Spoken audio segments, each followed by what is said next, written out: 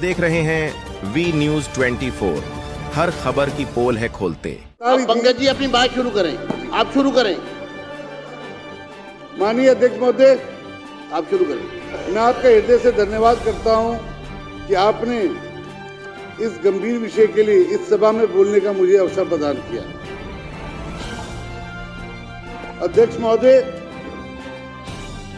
मैं अपने मुख्यमंत्री जी का भी हृदय से आभार व्यक्त करता हूं कि उन्होंने मुझे अपना प्रोत्साहन और अपनी दिल्ली में कैग की रिपोर्ट के ऊपर जो करप्शन की बातें हैं वो उसके ऊपर मुझे बोलने के लिए उन्होंने कहा। अध्यक्ष महोदय, मैं आपको इस सभा के ध्यान एक बहुत ही गंभीर विषय की ओर आकर्षित करना चाहता हूं जो हर व्यक्ति के विशेष से जुड़ी हुई है। अध्यक्ष महोदय, मैं बात कर रहा हूं स्वास्थ्य सेवाओं की, जो हमारे जीवन का सबसे महत्वपूर्ण हिस्सा है।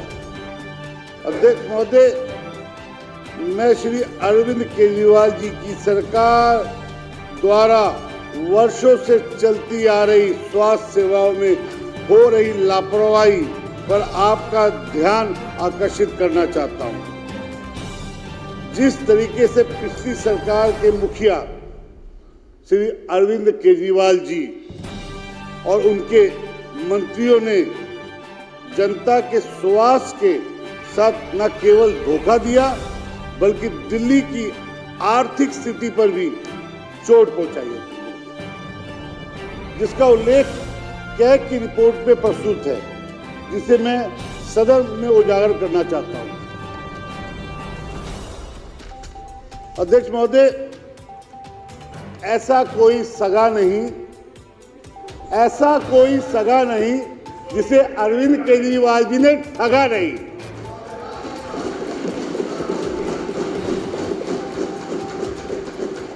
विशेष रूप से हेल्थ के क्षेत्र में तो इन्होंने सारी हदें पार कर दी। अरविंद केजरीवाल जी के संवेदनहीन सरकार ने अपने कार्यप्रणाली में लूट खसोट की नीति के तहत दिल्ली वासियों को न सिर्फ इलाज से बाधित किया बल्कि दिल्ली के अस्पतालों को बीमार बना दिया। जी अभी जवाब दे रहा हूँ, सुन लो जी, जरा 10 मिनट सुन लोगे ना, सारे विषय आपके सामने आ जाएंगे। जवाब दे देना आप उसके बाद।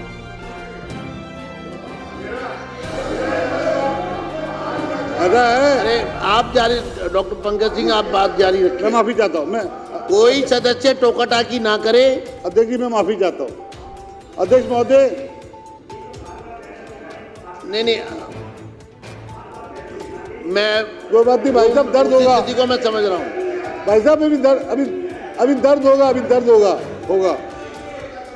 अध्यक्ष महोदय,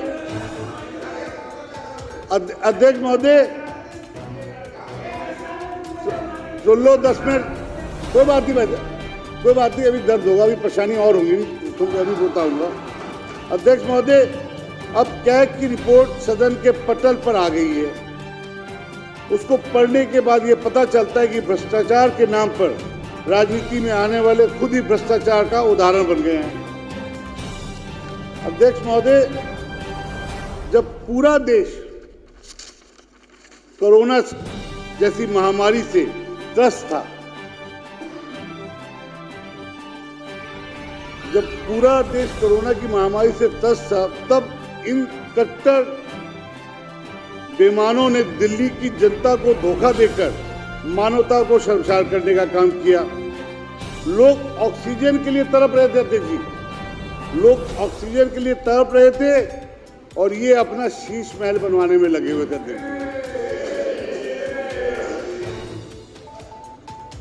कोरोना के आपातकालीन स्थिति में लोगों को, खासकर पूर्वांचल के लोगों को खासकर दिल्ली से पलायन करने के लिए मजबूर किया गया। अरविंद केजरीवाल जी की सरकार द्वारा बसों में ठूस के पूर्वांचल के लोगों को दिल्ली के बॉर्डर से बाहर किया गया, जो सबने देखा है जी। अभी रुकते जाओ, बताता जाऊंगा।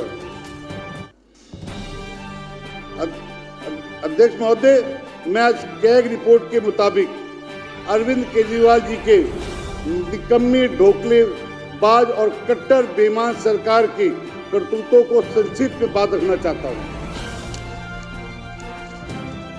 अध्यक्ष महोदय, स्वास्थ्य मानव विकास का एक महत्वपूर्ण विषय है जो आर्थिक सामाजिक विकास का एक बुनियादी ढांचा है।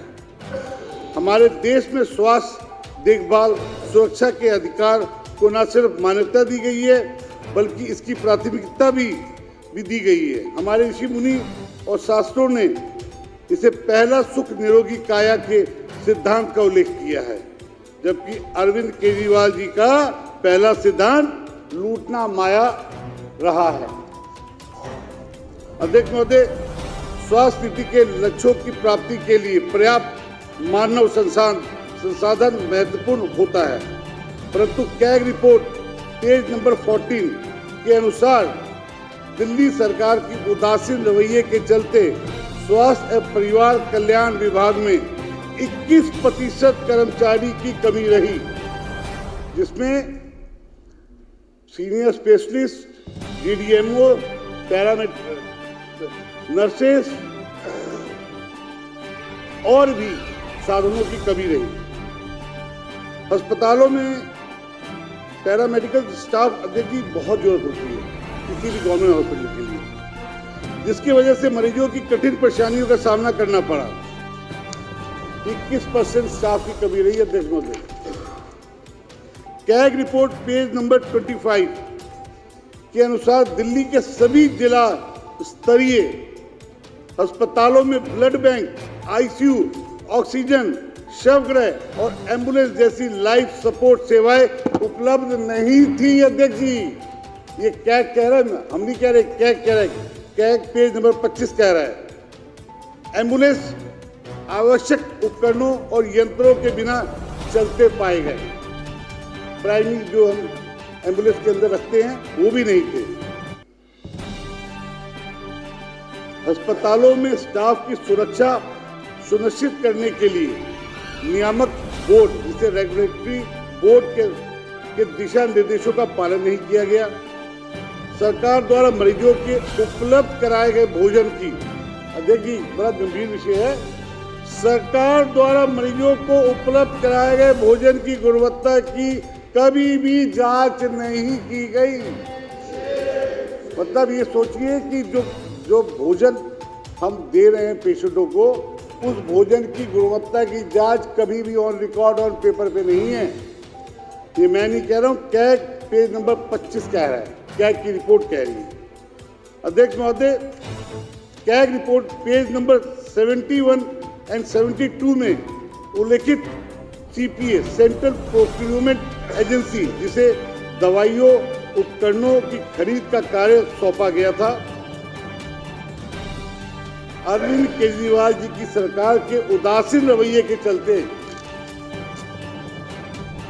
दवाइयां और उपकरण की खरीद और वितरण करने में वो विफल रहे। अध्यक्ष महोदय, CAG report page number 74 and 75, ये अध्यक्ष जी बड़ा इंपॉर्टेंट है, के अनुसार यहां तक कि हेमोफीलिया और रेबीज जैसी घातक बीमारियों के लिए भी इनके पास इंजेक्शन उपलब्ध नहीं थे। ये 74-70 कैग की रिपोर्ट 74 और 75 कहती है।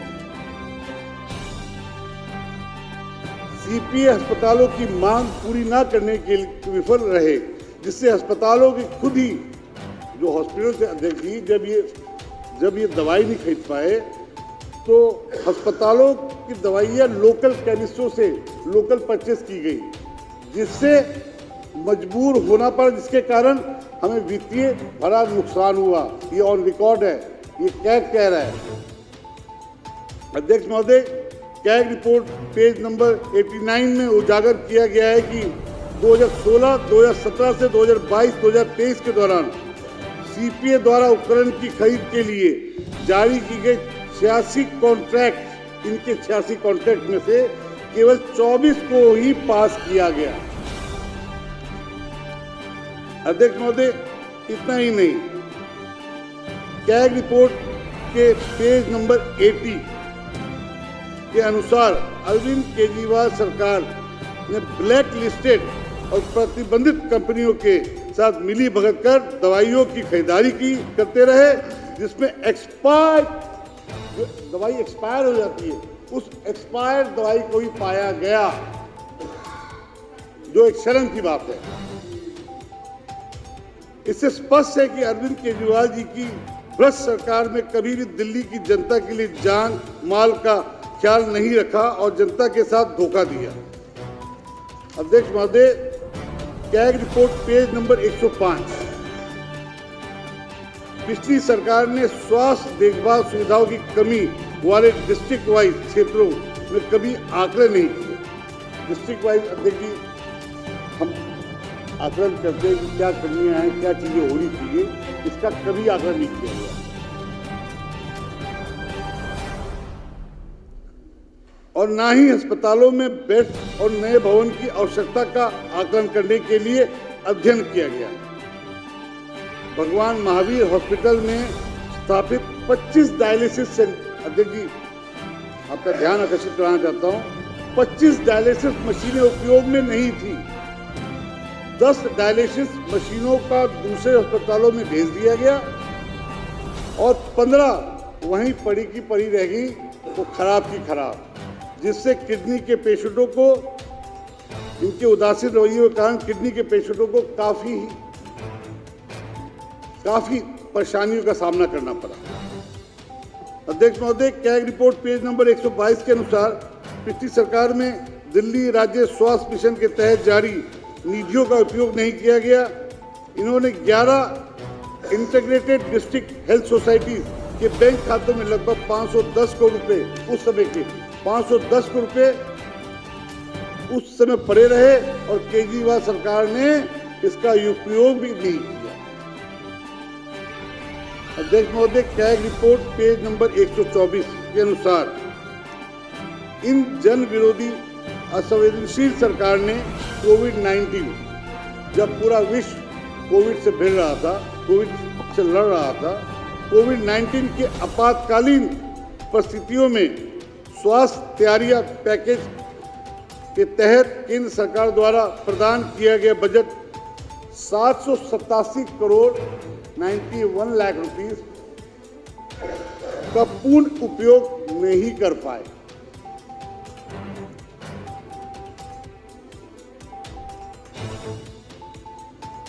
अध्यक्ष महोदय, कोरोना से जूझते दिल्ली वालों के लिए बेबस और लाचार हालत में छोड़ दिया गया। मैं धन्यवाद करूंगा मेरे प्रधानमंत्री श्री नरेंद्र मोदी जी का, जो संकट के उस घड़ी में दिन रात दिल्ली वालों के साथ खड़े थे, जो सबने देखा। CAG report page number 121।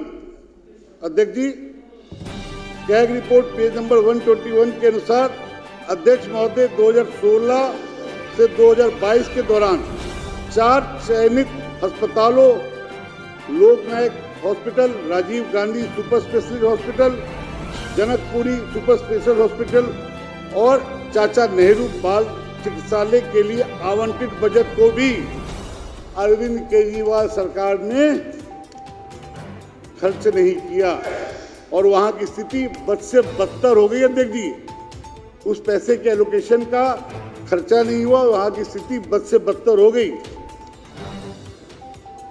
अध्यक्ष महोदय, कैग रिपोर्ट पेज नंबर 126 के अनुसार दिल्ली राज्य स्वास्थ्य मिशन द्वारा राष्ट्रीय स्वास्थ्य मिशन योजना के कार्यक्रम के तहत प्राप्त करने हेतु कोई प्रयास नहीं किया गया और इसके संबंधित धनराशि बैंक खातों में उस समय बिना खर्चे के पड़ी रही, इसका यूज नहीं किया गया, जब दिल्ली एक बहुत ही मुसीबत से परेशान थी, झेल रही थी। महोदय, कैग रिपोर्ट के अनुसार पाया गया कि मातृ शिशु स्वास्थ्य देखभाल के लिए कोई उपाय नहीं किए गए और ना ही गर्भवती महिलाओं को मुफ्त आहार और अन्य सुविधाएं प्रदान करने का प्रयास भी किया गया। जो गर्भवती महिला थी उनके लिए आहार के लिए भी प्रयास नहीं किया गया। अध्यक्ष महोदय, कैग रिपोर्ट पेज नंबर 103 के अनुसार अरविंद केजरीवाल जी की सरकार ने 2016-17 में प्रस्तावित 10,000 बेड उपलब्ध कराने का वादा किया था, जबकि 2020-2021 के दौरान इनका केवल 1357 बेड उपलब्ध करा पाए, जिसके कारण मरीज को कठिन परेशानियों का सामना करना पड़ा। 2016 में उन्होंने कहा था 10,000 बेड लगाऊंगा और 2021 तक सिर्फ 1367 बेड लगवा पाए। अध्यक्ष जी, ये कैग की रिपोर्ट 103 में आप पढ़ सकते हैं। अध्यक्ष महोदय, कैग रिपोर्ट पेज नंबर 181 के अनुसार पिछली सरकार ने षड्यंत्र के तहत प्राइवेट हॉस्पिटलों से मिली भगत कर ईडब्ल्यूएस आर्थिक रूप में कमजोर रोगियों का निःशुल्क इलाज नहीं होने दिया। ईडब्ल्यूएस रोगियों का निःशुल्क इलाज करने से मना करने वाली अस्पतालों के ऊपर कोई भी कार्रवाई नहीं की। इनके पास कंप्लेन भी है, इन्होंने कोई कार्रवाई नहीं की, ये ऑन रिकॉर्ड है। अध्यक्ष महोदय, कैग की रिपोर्ट के मुताबिक अरविंद केजरीवाल जी की सरकार द्वारा बड़े पैमाने में प्रशासनिक वित्तीय अनियमितता बरती गई, जिसकी जांच की जाएगी, उस पर उचित कार्रवाई की जाएगी और जो इसमें संलिप्त पाए जाएंगे, अध्यक्ष महोदय, मैं सदन को बताना चाहूँगा, उसे कतई बख्शा नहीं जाएगा। जो इसमें पाए जाएंगे उन्हें बख्शा नहीं जाएगा। माननीय अध्यक्ष महोदय, मुझे ये सब पढ़कर आपकी और सदन की जानकारी में डालकर गर्व नहीं हो रहा। मुझे इससे कोई प्राउडनेस नहीं मिला देगी ये सारी बातें बता के। मुझे शर्मिंदगी महसूस हो रही है कि कोई भी सरकार ऐसा कैसे कर सकती है। कोई भी सरकार, जो बड़ी बड़ी बातें करने वाली सरकार, दिल्ली को सुपर मॉडल बनाने वाली सरकार, ऐसे काम कैसे कर सकती है। माननीय दिल्ली, अध्यक्ष जी, एक गंभीर विषय आपकी नॉलेज में और डालना चाह रहा हूँ। माननीय दिल्ली उच्च न्यायालय के निर्देशानुसार पिछली सरकार को पीपी मॉडल के तहत रेडियोलॉजिकल डायग्नोस्टिक सर्विसेज नवंबर 2024 में उपलब्ध करवानी थी, जिसमें वह पूरी तरह विफल रहे।